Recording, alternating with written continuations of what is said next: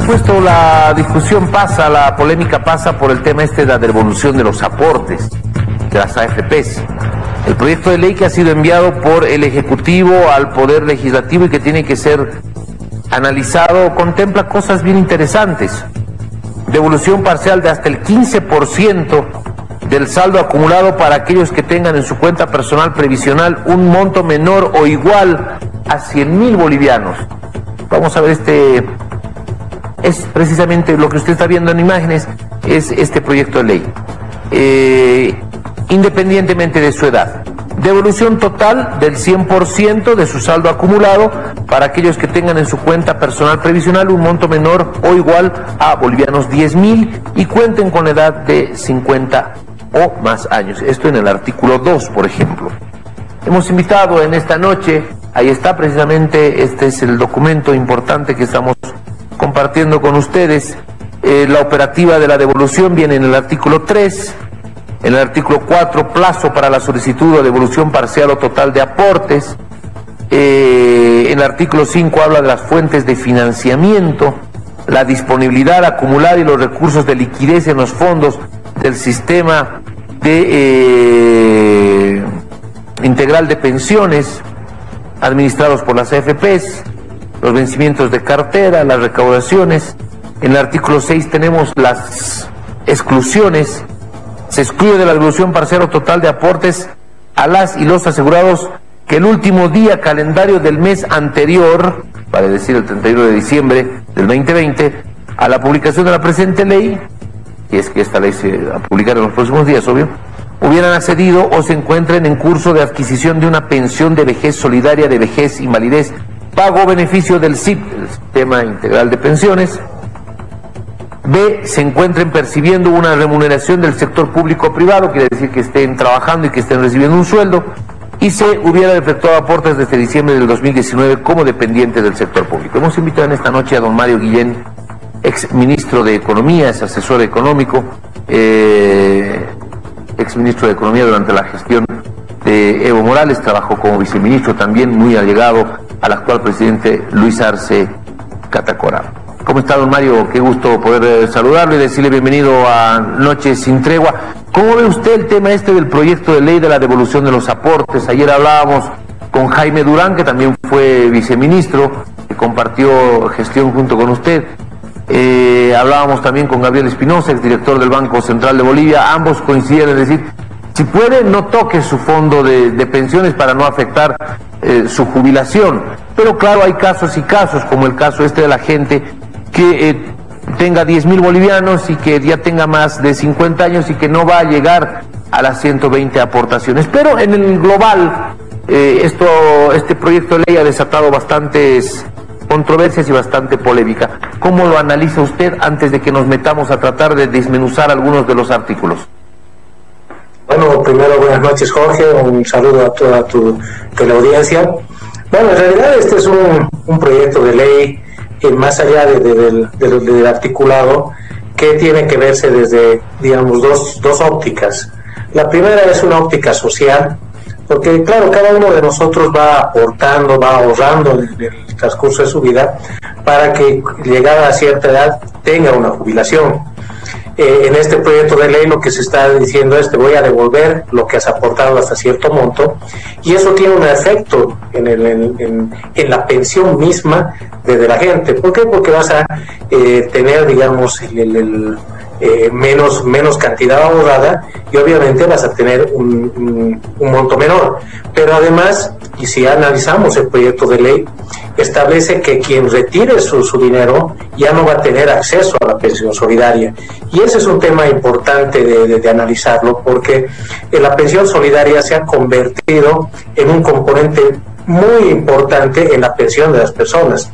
Hay, por ejemplo, personas que terminan con una pensión de 2.200 y, digamos, la pensión solidaria te la duplica hasta 4.000, 4.200. Entonces,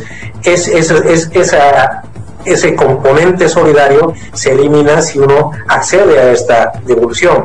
Pero ese es un lado social. Por el otro lado, hay que ver el lado económico, en realidad.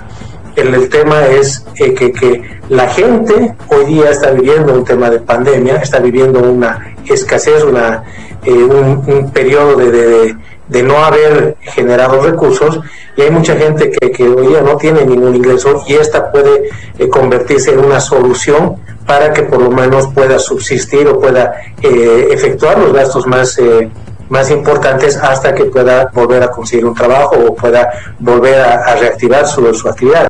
Entonces, como te decía, tiene dos componentes, y bueno, mirándolo desde ese punto de vista, tiene un efecto, un perjuicio, digamos, desde el punto de vista social o de la pensión, pero también tiene un beneficio desde el punto de vista de que mucha gente ha quedado sin ingresos por culpa de la pandemia, ¿no?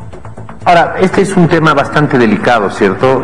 Creo que en eso vamos a coincidir, porque no solamente es devuelvan y devuelven el 15%, de acuerdo a lo que está establecido acá, 15% para quienes tengan un monto menor o igual a 100.000 bolivianos, o el total a los que tengan un monto menor o igual a 10.000 bolivianos. El tocar el dinero que está siendo administrado por las AFPs, digamos en números redondos, 20.000 millones de dólares, tiene sus implicaciones y es como una caja de resonancia que tiene que ver con el sistema financiero, tiene que ver con el tema de la rentabilidad. O sea, a lo que me voy es que no solamente es una cuestión de devolución, sino que hay que ver también el panorama en grande, hay que ver el macro de lo que esto puede originar. Bueno, en realidad ese efecto que en algún momento he visto algunos analistas que hablaban del tema de la rentabilidad y hablaban del tema del impacto al sistema financiero, ahí hay que ser bien claros. O sea, la fuente de financiamiento básicamente no va a tocar lo que hoy día tiene el sistema financiero. ¿Por qué? Porque la fuente de financiamiento básicamente es lo que hoy día tienen las AFPs de liquidez, que ellos guardan un determinado monto de esos 20.000 millones que tú dices, una parte la tienen en efectivo. Tienes además la recaudación que vos vas efectuando en el mes, que también es un monto importante, y por último también tienes vencimientos de los títulos que ya has invertido. Esas son las tres fuentes de financiamiento. Por lo tanto, digamos, el sistema financiero no se va a ver afectado porque no vas a ir a liquidar títulos o no vas a ir a vender títulos. Básicamente lo que se está utilizando es la liquidez que ya tienes y la liquidez que va a entrar al fondo. Entonces, desde ese punto de vista, digamos, el sistema financiero no debería verse afectado. Como te decía, desde mi punto de vista, más importante es analizar el tema de la pensión de las personas, porque, digamos, como se ha planteado el proyecto de ley, como se ha acotado, se ha ido, digamos, solamente a las personas que tienen menores a 100.000, que personas que no estén trabajando. Entonces vas un poco achicando el universo y obviamente el monto es menor, por lo tanto con la liquidez que tienes puedes solventar el gasto, ¿no? Se ha dado el día de hoy del movimiento que estuvo pidiendo ya hace varios meses el tema de la devolución de los aportes. Entre algunas de las sugerencias o exigencias que ellos tienen es que no sea un 15%, sino que pueda ser un saldo mayor, que pueda ser por lo menos un 50%, que se eleve el techo que se ha puesto de 100.000 bolivianos. Si una persona tiene un poco más de 100.000, 101.000, 110.000, 120.000, que se vaya jugando con aquello. Entre las sugerencias, por eso le decía que se hacían ayer, es: si no hay la necesidad de tocarlo, no lo toques, porque la necesidad de hoy, que sí, evidentemente, en eso estamos absolutamente claros, tocar o sacar un monto de dinero de tu cuenta en estos momentos podría originarte un problema mayor o problemas para cuando te toque enfrentar la jubilación. Eso yo le consultaba a uno de los coordinadores de este movimiento de la devolución de las AFPs, si se había hablado precisamente sobre eso, de las consecuencias que esto hacia adelante podría tener, y que hacia adelante tengamos gente con rentas muy bajas y que no se pueda compensar con el fondo solidario. Claro, el gran problema del tema de pensiones siempre ha sido que la gente vive el presente y no piensa, digamos, en el largo plazo. Yo he sido viceministro de pensiones mucho tiempo, he participado en la elaboración de la ley de pensiones, Y claro, cuando empezamos estas discusiones de la ley de pensiones, la gente, si vos le decías no aportes, prefería no aportar a pensar en el largo plazo, porque tendemos a mirar el presente y no así el largo plazo. Y hoy también está pasando eso mismo. O sea, el pretender, digamos, que eleves al 50%, quiere decir que vas a quitar la mitad de tus ahorros, y básicamente el efecto va a venir cuando ya cumplas tus 58 años y te quieras jubilar. Vas a recibir una pensión que por ahí no es lo suficientemente suficiente para que vos puedas subsistir. Entonces, lo que la gente tiene que ver en este momento es, está la ley, está la alternativa, y hay que pensar si realmente necesito y vale la pena sacrificar, digamos, tu ingreso futuro por una necesidad de hoy. Obviamente hay mucha gente que no ha recibido ingresos, hay gente que realmente está desesperada. Ahí no podemos discutir con eso, pero la mayoría de la gente tiene que pensar si realmente es absolutamente necesario sacar el dinero hoy, sacrificando, digamos, el ingreso cuando vos estés cuando cumplas la edad de jubilación, ¿no? ¿Está de acuerdo con el tema de que quienes están trabajando y quienes están aportando y quienes reciben un sueldo no tengan la posibilidad de acceder a esto? Creo que claro que sí. Creo que es un canal interesante ese, ¿no? O sea, para no generar un hueco mayor. Claro, el espíritu de la ley, en realidad lo que está buscando la ley es darle una posibilidad de ingreso a aquella persona que no ha tenido ingresos o que no tiene ingresos hoy producto de la pandemia. Entonces, si hoy día vos tienes trabajo, tienes un ingreso, ese ingreso es el que vas a necesitar para subsistir, y ya no deberías poder tocar el tema de tu jubilación. Por eso es que se saca, digamos, del universo de beneficiarios a la gente que tiene un trabajo. Entonces queda el otro universo, la otra parte de este universo, que es la que no tiene trabajo y que necesita los ingresos. Entonces ahí es donde cada persona deberá evaluar si realmente es necesario sacar el dinero, ¿no? Entonces, por eso es importante, y por eso es que la propia ley ha eliminado o ha sacado de los beneficiarios a quienes tienen un ingreso regular, que es las personas que están trabajando, ¿no? Muy bien, tengo 3 preguntitas más muy rapiditas, se las voy a hacer para que vamos avanzando, por favor, ya no tenemos mucho tiempo.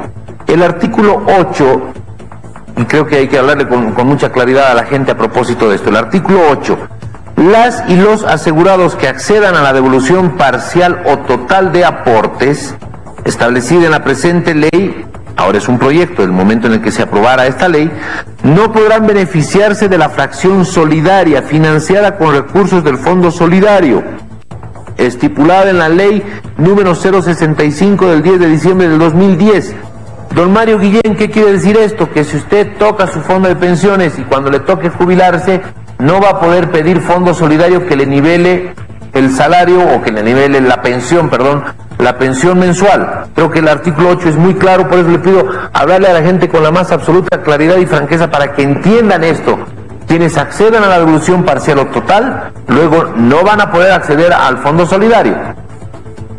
Eso es correcto, y es importante que la gente tenga claro que si pide la devolución de esos aportes, cuando llegue a la edad de jubilación, no va a poder acceder al tema del Fondo Solidario. Te voy a dar un ejemplo.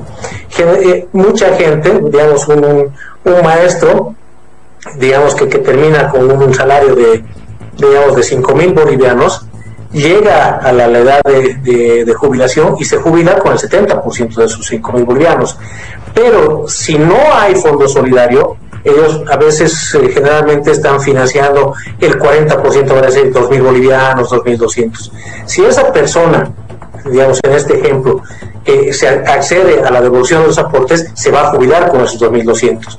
Cuando, si no saca el dinero, podría jubilarse con los 3.500.